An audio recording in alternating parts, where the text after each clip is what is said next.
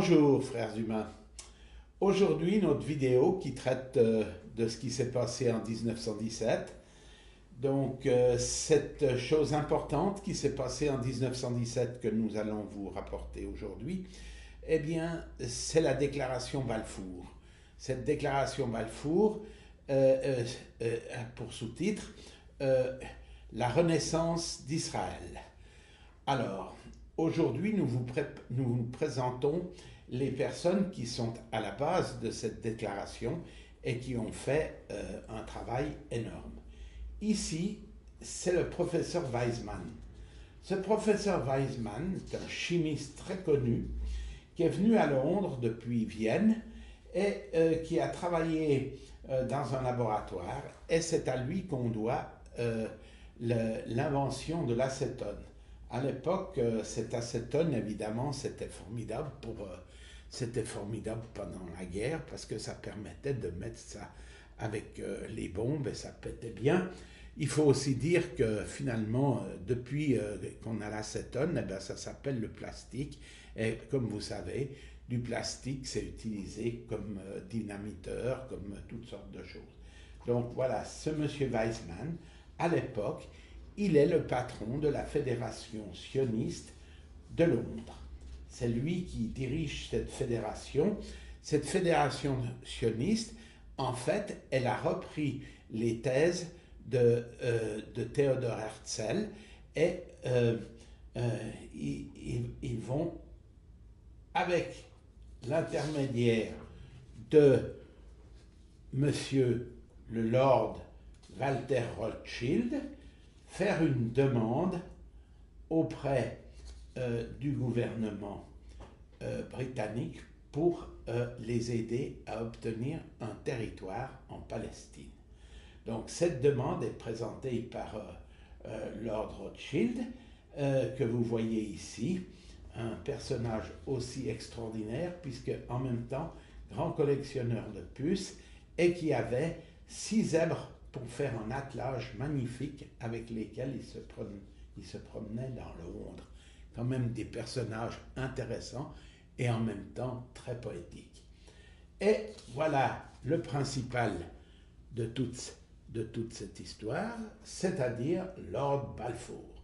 Voilà Lord Balfour, magnifique, anglais, et qui, lui, va écrire cette déclaration, naturellement, après en avoir parlé avec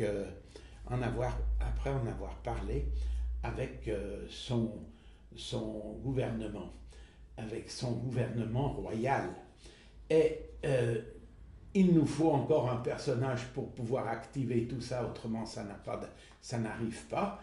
Et le dernier qu'il faut présenter, et qui est très aimé en Israël, puisque finalement à Tel Aviv il a la plus belle rue, et aussi il a un pont qui porte son nom, un pont dont vous présenterons les caractéristiques après. Ici vous voyez Edmund Allenby, le général qui lui, et c'est grâce à lui, qui va conquérir et mettre sous mandat britannique la Palestine, et il conquiert ce territoire en 1917 à la force ottomane. Il leur prend ce territoire et je vous le présente, ce territoire, le voilà, avec la déclaration Balfour attachée.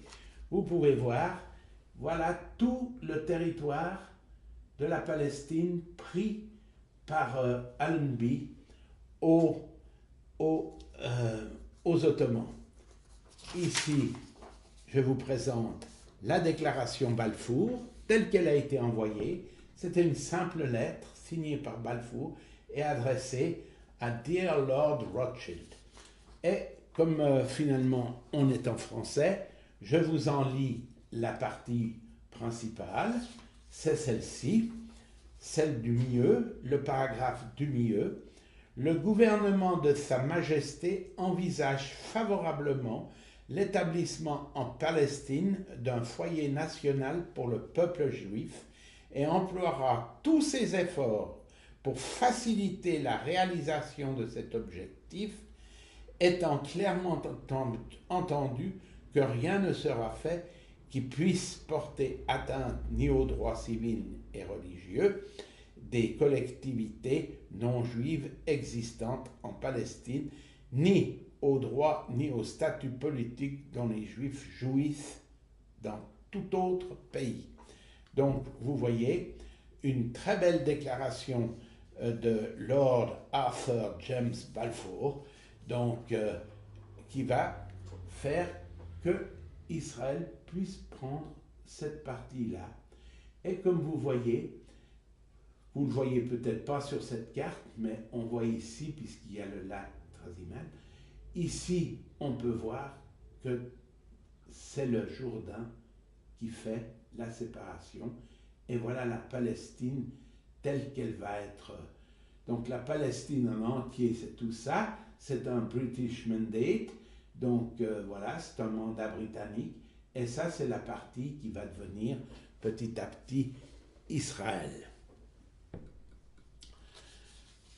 Pour vous dire, ça n'a pas été aussi facile qu'on pourrait le croire, parce que les Anglais sont arrivés depuis là, ils ont conquis la chose en passant à travers la Jordanie et tout cela. Et si on veut bien, il fallait bien traverser le pont, il fallait bien traverser le Jourdain. Donc, on a fait le pont Allenby. En 1918, ce pont sera achevé. Et vous voyez, c'est un vrai pont militaire, c'est-à-dire c'est un pont en ferraille, type pont Bailey. Et alors, ce pont permet, vous voyez, de passer avec un camion, voire un tank, mais enfin, c'est un pont assez étroit. Et ça, c'est le premier pont Allenby. Et il prendra d'entrée, il prendra ce nom-là. Ensuite, naturellement, ce pont a été détruit par des accidents, on l'a fait péter et on l'a reconstruit en 1946. Ici, vous pouvez voir le pont qui a été construit en 1946. De nouveau, un pont en métal, en structure métallique, un simple pont. Et ici, vous voyez le Jourdain où a été baptisé le Christ.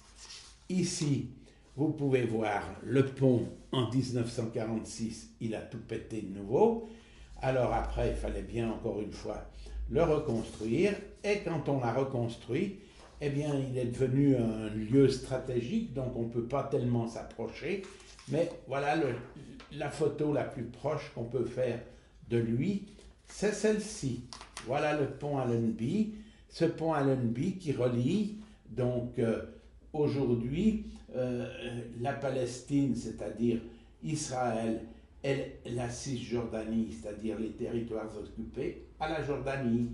Et ce pont a été payé par les Japonais à la demande des Jordaniens, qui l'appellent, eux, le pont du roi Hussein. Mais ce qui est magnifique, c'est qu'ici, vous voyez, il y a des postes de contrôle, donc on ne peut pas s'approcher, ce qu'on peut parfaitement comprendre qu'aujourd'hui, il y a des problèmes de sécurité, on est bien obligé de s'y conformer. Mais ce qu'il y a d'intéressant, et puis que nous avons pensé que nous pourrions terminer avec cette petite remarque, c'est qu'il y a déjà eu un cas comme celui-ci en Israël, c'est-à-dire c'est toute l'affaire du Shibboleth. Le Shibboleth, c'est une histoire qui s'est passée, on peut le lire dans le livre des Juges. Donc les Éphraïmites, qui étaient d'un côté du Jourdain, ont voulu franchir ce fleuve pour attaquer Israël Galahad, qui était défendu par Jephthah, le grand général. Alors, ils l'ont fait, ils ont traversé, ils ont attaqué, et Jephthah a vaincu les Éphraïmites. Et quand ils ont été vaincus, eh ben, ils voulaient retourner de l'autre côté en utilisant un gué sur le Jourdain, en quelque sorte l'ancêtre du pont Allenby.